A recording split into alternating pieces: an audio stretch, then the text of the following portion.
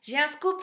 Votre animal de compagnie peut vous refiler le corona. Oui, si Rocky vous l'avez acheté en Chine, qu'il est originaire du Gabon, qu'il a des écailles, bref que c'est un pangolin, alors Rocky peut vous faire courir un risque.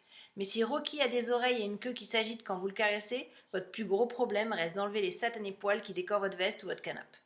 Si je vous parle de ça, c'est qu'en cette période de crise sanitaire et de confinement, un phénomène dangereux s'est développé qui nous touche tous à des degrés divers.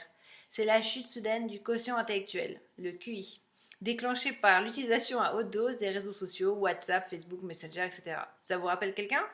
Votre meilleur pote? Une personne intelligente en temps normal qui se comporte comme si elle n'avait plus son cerveau à disposition et se met à croire les théories les plus farfelues, les études qui ne tiennent qu'à un cheveu, très très fin le cheveu. Elle a reçu un lien sur WhatsApp, lien qu'elle s'empresse de partager parce qu'elle se sent soudain investie d'une mission capitale, informer tout son réseau, le réseau de ses amis, bref, le monde. Votre ami, donc, vous transfère le lien d'un blog ou d'une vidéo sur YouTube qui donne la parole à un complotiste amateur ou confirmé, lequel expert autoproclamé trouve dans ce virus exotique, puisque né en Chine, les ingrédients pour écrire un super scénario avec plein de rebondissements et de conspirations dignes de Netflix ou d'Amazon. Attention, je précise tout de suite que je ne parle pas ici de la chloroquine, de son efficacité, des études qui ont été pratiquées, etc. Contrairement à beaucoup, je ne m'improvise pas médecin, en tout cas pas encore. Non, non, je vous parle des théories loufoques comme celle de ce docteur australien qui estime que l'épée permettrait de diffuser le Covid-19. Absurde, mais véridique. Ou des pseudo-études comme celle qui avance que puisque le Covid-19 contient des insertions de génome de VIH, ça prouve qu'il a été créé artificiellement. S'il vous plaît, rappelez à votre meilleur ami que son ami Google est à quelques centimètres de là, sur son téléphone ou ordinateur, pour vérifier ces infos. Des médias sérieux s'attellent chaque jour à vérifier toutes ces théories, à essayer de retrouver les sources, interroger des experts, des chercheurs. Alors oui, ces scientifiques ont la fâcheuse habitude de se contredire les uns les autres, mais au moins cela permet de relativiser. Car le problème, c'est que ces théories sont parfois dangereuses avec des conséquences dramatiques.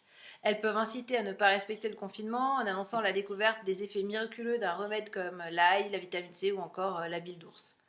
Sans parler des études dont les résultats doivent être vérifiés, étoffés pour éviter des comportements dangereux, comme ses amis qui fument un paquet par jour. Il faut les voir citer avec un air satisfait les études américaines et chinoises qui ont mis en avant le faible taux de fumeurs parmi les malades du coronavirus, laissant penser que la nicotine pourrait avoir un effet contre le Covid-19. Mais fumer pour éviter ou soigner le Covid-19, c'est un peu comme traiter sa pneumonie avec une Kalachnikov. Et c'est pas moi qui le dis, ce sont des médecins. Concernant les formes sévères de la maladie, le tabagisme augmente la gravité des symptômes de 50% au moins. Cerise sur le paquet de clopes, faut-il rappeler que dans un pays comme la France seulement, 78 000 personnes meurent chaque année à cause du tabac?